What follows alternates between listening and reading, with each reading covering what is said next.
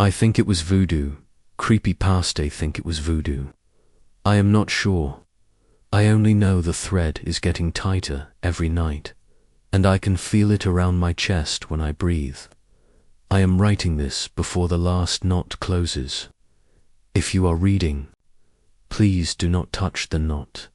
Please do not call it by a name. That is how it begins. It started when I moved into a small apartment above a closed bakery. The sign downstairs still said Sweet Maria's, but the windows were dusty and the glass case inside was empty. The landlord, Mr. Diaz, gave me the keys and a sad smile. "Don't mind the smell," he said. "Sugar burns and the walls. Remember, the apartment was cheap and I was broke, so I took it." The rooms were narrow. The floor creaked like an old boat. The whole place smelled faintly like burnt caramel.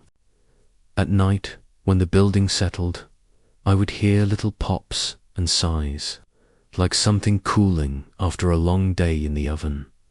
On my second night, I found the box. It was in the back of the bedroom closet, behind a cracked suitcase and a stack of baking trays someone had left behind.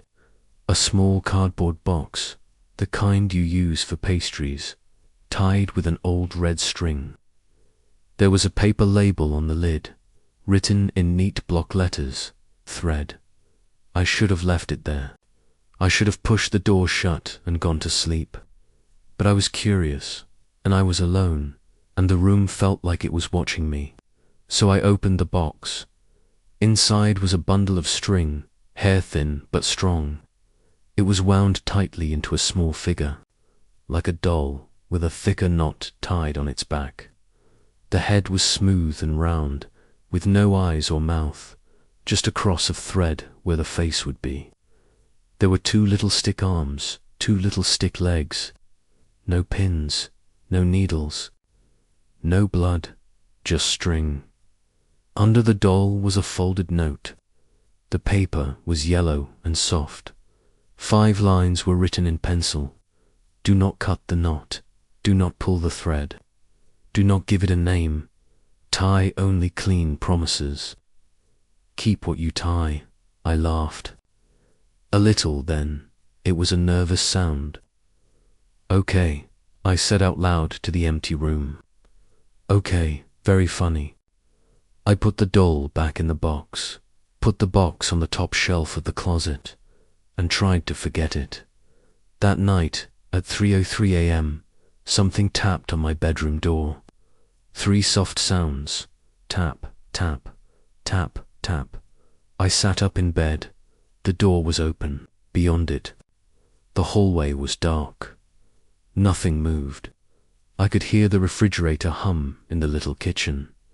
I could hear a bus hiss outside. I waited. Nothing else happened. The next morning, when I put on my shoes, my laces were tangled into a perfect square. I never tie them like that. I had to pick at it with my nails to get it loose.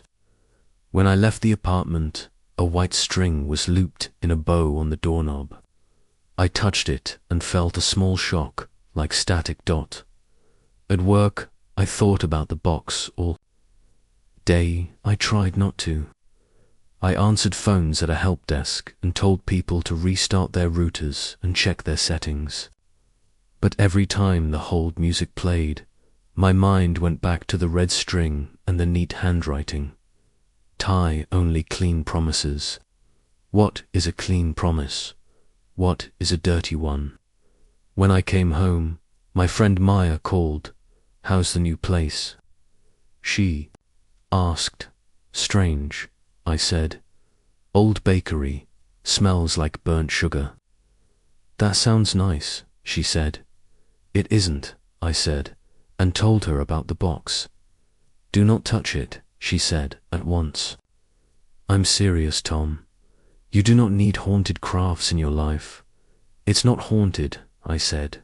"It's just weird." "Then throw it away," she said.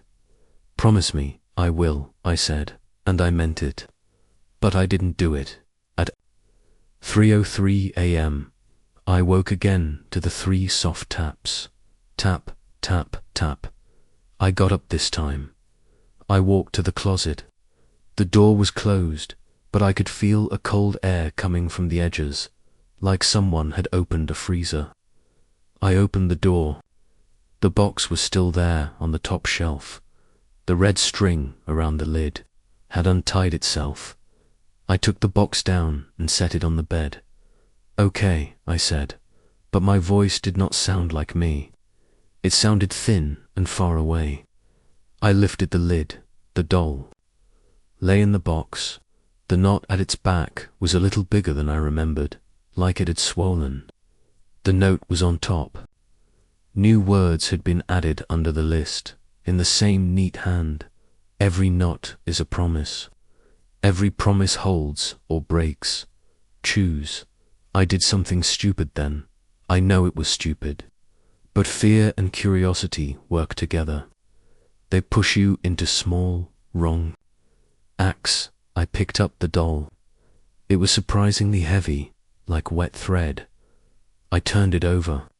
The back knot pulsed, very gently, like it was breathing. "Hello," I whispered. I will say here, I did not give it a name. Not then.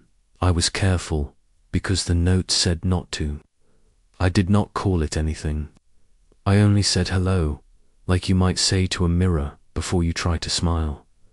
The thread was rough against my fingers. I could see one loose loop near the knot. It looked messy. I hate messy knots. My hands moved before my brain did. I pinched the loose loop and tried to tuck it in. It slid under my nail and stung like a paper cut. I pulled my hand back. A bead of blood formed on my fingertip. The doll's thread drank the drop like a sponge. The red sank in and disappeared. Something inside the walls made a noise then, a thin, high sound, like a kettle just before it whistles. The whole apartment tightened around me. I put the doll back in the box and put the box on the kitchen table and sat down and stared at it until dawn. The next day at work. My co-worker Joel spilled coffee on his wrist and yelped.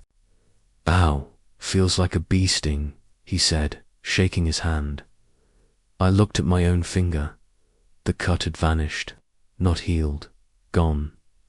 The skin was smooth. No mark, no pain. That night, Maya came over with groceries and a stern face. I brought soup. "And common sense," she said, setting the bags on the counter. "Show me the box." I didn't want to, but I did. She took out the doll and made a face. "Creepy," she said. "Where are the pins? Isn't that how it works?" "Please don't joke," I said. "I'm not," she said. Her eyes softened. "Hey, it's okay. We'll get rid of it." She picked the doll up. "It's warm," she said, "like it's been under a lamp." "Please put it back," I said. She turned it over in her hands. "This knot is ugly," she said. "You know you can fix a knot by tightening it and don't," I started. Too late. She tugged the thread. The light above the table popped. The room went dark except for the street glow through the window. Something snapped in the air like a rubber band. Maya swore and dropped the doll. "Static," she said, rubbing her wrist. Okay, we're done." We ate soup by phone flashlight and laughed about how stupid we were. She stayed until midnight and made me promise to throw the box away. "Promise," I said. When she left, I stood by the sink holding the box. I took one step toward the trash. Then I set the box down on the counter and opened the back door to the fire escape. The city smelled like rain. I balanced the box on the railing. Another step and I would tip it into the alley. 3 soft taps behind me. Tap, tap, tap.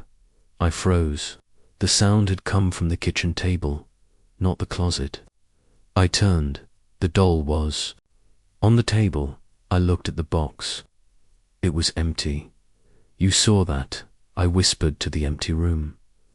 You saw me try. At 3:03 a.m., the taps came again, from the table, from the box, from inside my chest. Tap, tap, tap. I did not sleep, the days. After that became a pattern. I would go to work, fail to concentrate, come home, and find a new string somewhere in the apartment, around the faucet, across the hallway, chest high, like a trip line, coiled in the dry sink downstairs, like a pale nest, always neat, always. Tied once, when I opened my eyes in the shower, a bow was tied around the shower knob, small and perfect. I tried to ignore it. I tied my own bow next to it, messy and quick, as a joke. The water went cold and did not warm again until I untied my ugly bow. On the fourth day, Joel came in with a brace on his wrist. Weird, he said. Doctor says it's a strain, but I didn't lift anything heavy. I started to tell him about the doll, then stopped. Some things break when you say them. Some things get stronger. That evening, the note in the box had changed again. Under the rules, a new line was written. What you untie, you take. What you tie, you keep. I thought about that all night. I thought about my mother's old promise ring, and how she always said, "A knot remembers, even when we don't." I thought about promises I had made and failed to keep. Call her back, pay the debt, be kind, try hard, sleep early, eat well, small things, clean promises. I did not know if that phrase was real or just pretty, but it stuck in my head. So I tried an experiment. I tied a simple knot in a piece of white thread from the box and looped it gently around the doll's wrist. I will return the library book tomorrow, I said out loud. I promise, a clean promise. The apartment exhaled. That is the only way to say it. The walls softened. The sugar smell eased. When 3:03 came, the taps did not. The next day I returned the book. The librarian smiled like she knew something. That night, the apartment stayed quiet. I slept. I tied more small knots. I promised to wash the dishes, then I washed them. I promised to call my mother, then I called her. I promised to feed the stray cat that slept under the fire escape, then I fed it. Each time I kept a promise. The night was light and simple. I began to think I had learned the rules. I began to think I could live with it. Then I tied a big knot. I did not mean to. Maya had almost been hit by a delivery van the week before while crossing Pine Street. The driver had braked hard. She had laughed it off. I had not. I could not stop thinking about her stepping off the curb, the white lines on the road like bands of cloth, the sudden horn, the weight of metal. The fear made a shape in my chest. I picked up the doll and the thread. I tied a strong knot around its chest and whispered, I will keep Maya safe. The apartment went very still. Even the clock seemed to hold its breath. 3 days later, I was walking with Maya near Pine Street. We were talking about dinner and dumb movies. She stepped off the curb. A truck turned the corner too quickly. I saw it first. I pushed her back. The bumper hit my side. I woke up in the hospital with 2 cracked ribs and a mouth full of dryness. Maya cried and laughed and said, "You idiot, you saved me." I tried to laugh, but it hurt too much.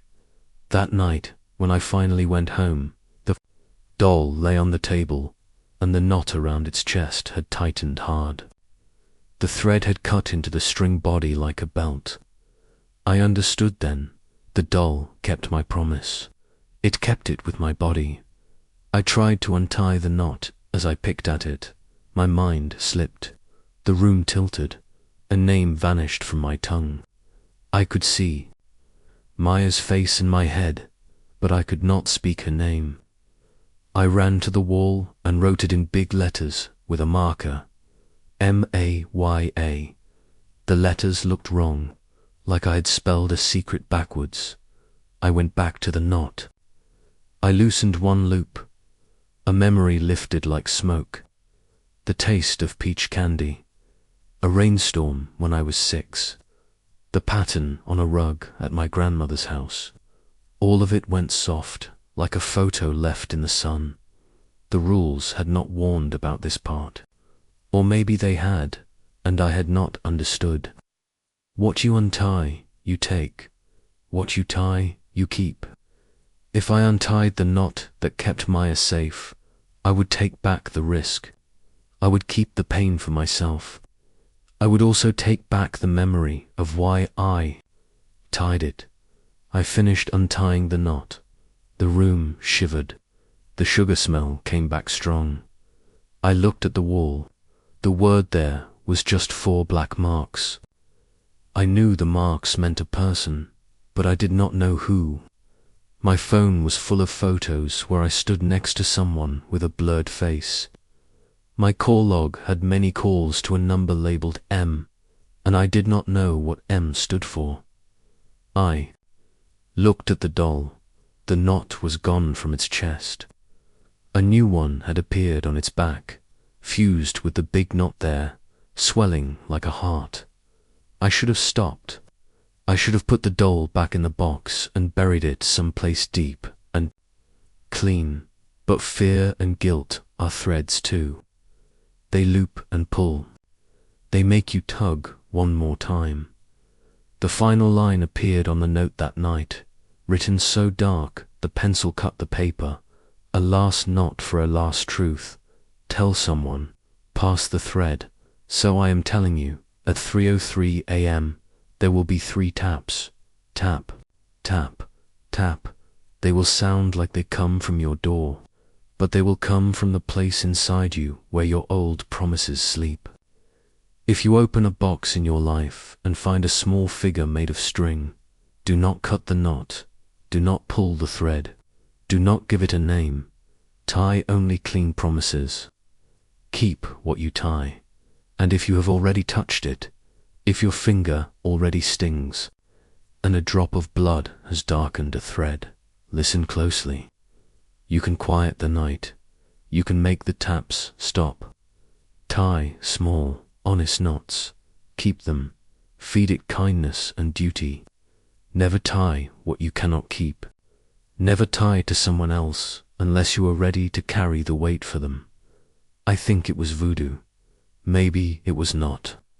Maybe it was the shape of my guilt and my love given a body of string. Maybe it was the bakery's old sugar burnt into the walls, sticking life and memory together like candy. Maybe it was me. I am going to put the box back where I found it now.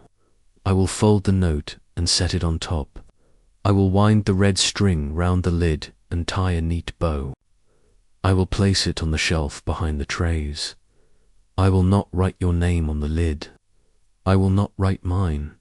There is one knot left in my chest, slow and steady. It keeps a truth I do not want to lose, that promises change us, whether we keep them or not. I am afraid to untie it. I am afraid to keep it. The apartment smells like sugar again. Someone is tapping softly from the other side of the door. Tap, tap, tap, do not answer.